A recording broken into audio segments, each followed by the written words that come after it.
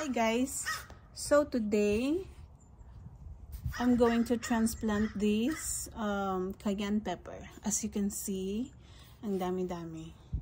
So the reason why kung bakit tinanim ko yung napakadaming seeds dito was because I was trying to save space, guys, kasi pinatubo ko sila sa loob ng house. Dahil during that time, masyadong malamig pa dito sa labas. So, hindi sila tutubo. Sa loob ng house, meron kaming heater doon. So, the house was warm. Kaya, yan, nag-sprout sila. So, tinanim ko back in January 1, right? 2024.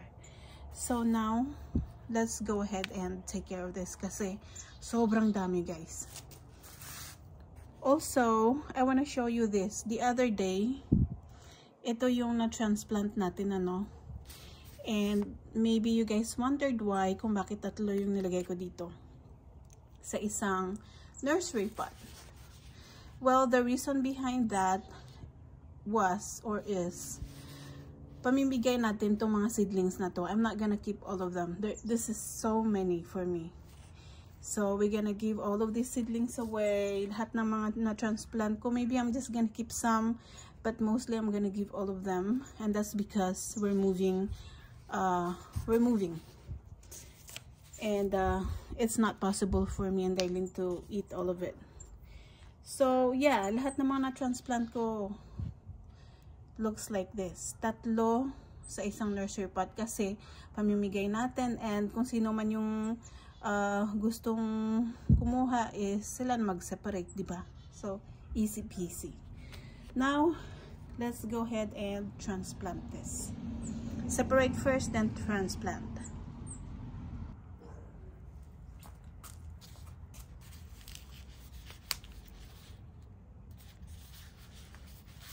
Possibly, I'm just gonna do half today, guys, because this is so many. As you can see, grabe, ang dami talaga, guys. So, we're gonna save some the other day.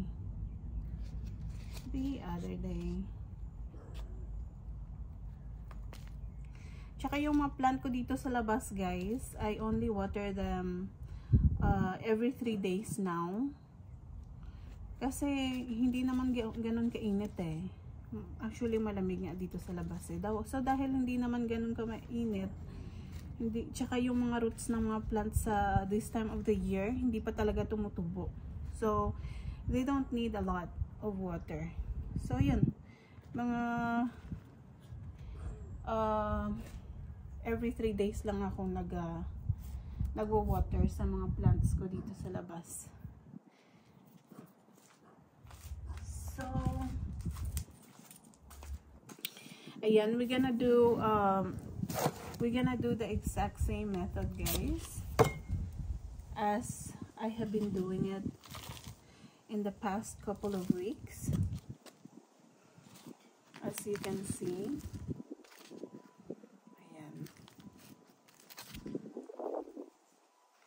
You know what I noticed, guys? Hindi maganda kapag compost ang gamit mo when you're growing a seedling. So, next time siguro, iba na yung gagamitin ko. Maybe we're gonna try to use cocoa. Yung ano ba? Yung bunot ng niyog. Meron kasi yan dito eh. Meron yan dito. I just have to buy it. So, natanggalan na itong lang dahon kasi nasa labas sila. Ganon talaga, guys. Kapag malamig, natatanggal ang mga dahon nila. So, which is okay lang naman kasi may tutubo naman ng mga bagong dahon. So, ayan. So, I'm not too worried about their dahon kasi tutubo yung mga panibagong dahon pretty soon once the spring comes.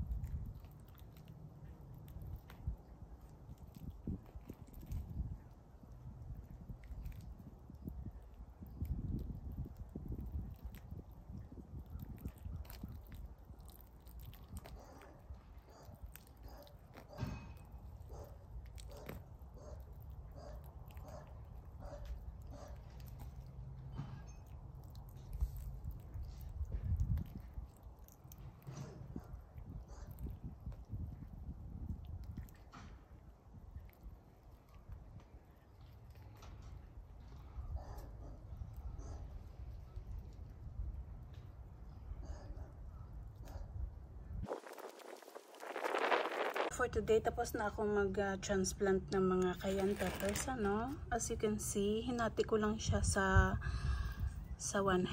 Tapos yung the other half, yun yung aking na-transplant. Cayenne pepper. Na sila yung mga seedlings na na-transplant ko na, no. As you can see, 3 seedlings sa 1 pot. And like I said earlier, pamimigay natin to mga to. I'm not gonna keep all of these. Maybe I'm gonna keep some, but I have to give away most of this kasi you know, what's the point, diba? Actually, yung pinaka-purpose ko talaga nito kung bakit ko tinanim yung mga seeds ay para ipamigay sila, no? See? Maliliit pa lang talaga sila. And this week, guys, ito naman yung itatackle ko. Anaheim pepper. So, ito yung itatackle ko. And then, let's go get some more. So, ito sila lahat, guys. Ang kailangan ko pang i-transplant, ano. As you can see, napakadami nila. Sobrang dami. So, we're gonna give these away, guys. As soon after na ma-transplant ko na sila sa kanilang nursery pots, as usual, I'm gonna plant 3 seedlings sa 1 nursery pots na ganito din siya kalaki. So, as you can see, they are very unhappy right now kasi medyo malamig dito sa labas at ayan, nandun lang sila sa maliit na nursery pots. So, ano pa ba yung nandito na kailangan natin i-transplant? So we have Anaheim pepper over here, Serrano pepper, we have so many, and then Anaheim pepper, Serrano pepper, cayenne pepper over here, and then banana pepper. This one is Anaheim pepper. So we have a lot of Anaheim pepper, guys. We're gonna give these away. And we have the tomato sweetie. I don't want to keep any of these plants. We're gonna give all of it away kasi we don't need that anymore. And then we have the deluxe tomato mix, and there's actually some more over there on the other side, guys. But for now, yeah, ito lang muna. Maybe tomorrow I'm gonna tackle this kasi may soil pa naman ako. Ito na lang natira sa soil ko for now, and then bibili ako ulit sometime this week. So whatever fits from here, yun ang itatanim natin. My cabbage plants still look beautiful and healthy. And then dito naman sa strawberry planter ko, guys, I have an idea for this, kung anong gagawin ko. As you can see, nahihinog na ito dito. May kumakain, no? Something's eating it. Look at this, guys. Look at this. Something has been eating that one right there in the corner. So I have an idea para hindi manakaw yung aming mga strawberries dito, ano. Usually yung mga kumakain ng mga strawberries ko dito, mga ano lang naman, mga squirrels. So hopefully we can keep them out, guys.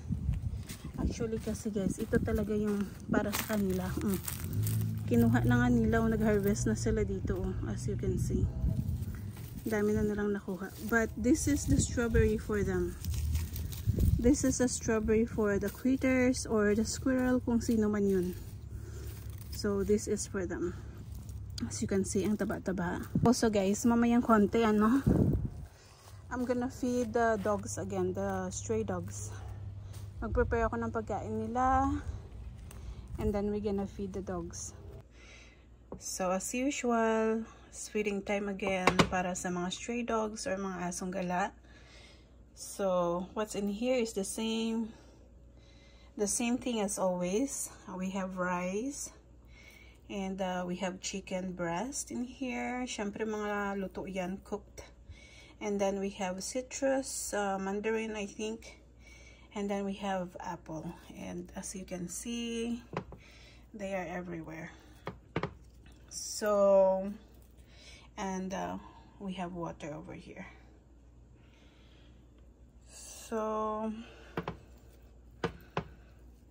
yan. Usually guys, pumupunta yan sila dito kapag kagabi or early at night time, and then also during the daytime pumupunta sila dito. So whenever there is food outside ay pumupunta, kumakain sila, no?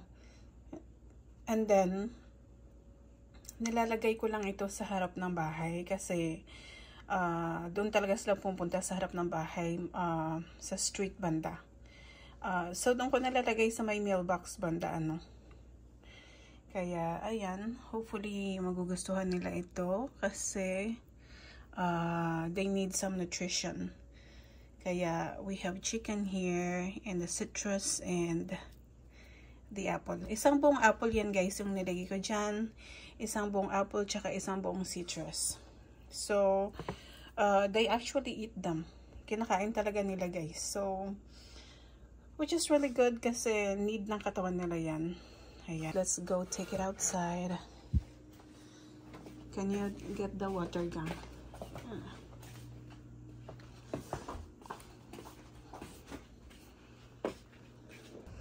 So, isang malaking container talaga ito guys. Para happy naman yung mga aso natin, ano. Mga asong gala. So, ayan, the last time na naglagay sa Dailin, dyan yan nilagay. Kasi akong gumagawa tapos siya lang yung taga lagay dito sa labas. Yeah, just put it right next to it. So, ayan guys. Ayan ang mga pagkain ng mga aso. Hopefully they come and eat.